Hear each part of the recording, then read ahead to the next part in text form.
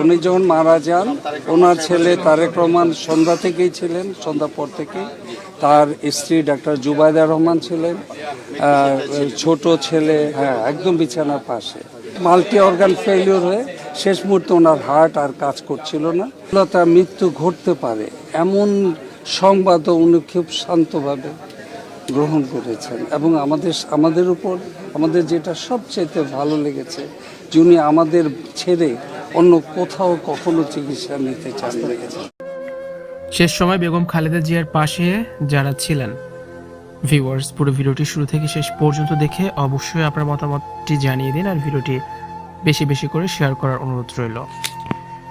দেশের প্রথম নারী প্রধানমন্ত্রী ও বিএনপির চেয়ারপারসন বেগম খালেদা জিয়া মারা গেছেন। ইন্না লিল্লাহি ওয়া ইন্না ইলাইহি রাজিউন। মঙ্গলবার 30 ডিসেম্বর ভোর 6টার দিকে রাজধানীর এভারকেয়ার হাসপাতালে চিকিৎসাধীন অবস্থায় তিনি মারা যান।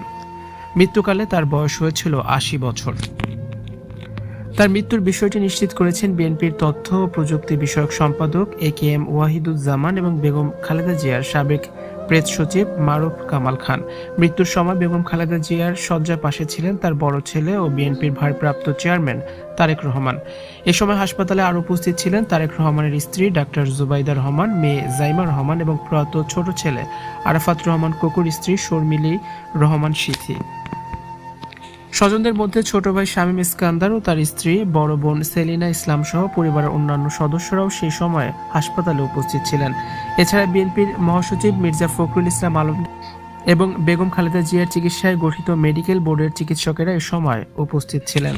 বাংলাদেশের রাজনীতির এক অনন্য চরিত্র, মুসলিম বিশ্বের দ্বিতীয় নারী প্রধানমন্ত্রী বেগম খালেদা জিয়া এই ইতিহাস গড়েছিলেন। বাংলাদেশের প্রথম নারী প্রধানমন্ত্রী ও বেনজির ভুট্টোর পর মুসলিম বিশ্বের তিনি দ্বিতীয় নারী প্রধানমন্ত্রী ছিলেন। গৃহবধূ থেকে রাষ্ট্রনায়কের উত্তরণের এই পথে চাপের কাছে নতি স্বীকার না করা এক সংগ্রামী ব্যক্তিত্ব তিনি। বেগম খালেদা জিয়ার নেতৃত্বে দীর্ঘ রাজনৈতিক আন্দোলন এবং সংগ্রামের চড়াই উত্তরায়ের পথ পেরিয়ে 1991 সালের 27শে ফেব্রুয়ারি নির্বাচনে বাংলাদেশ জাতীয়তাবাদী দল বিজয়ী হয়।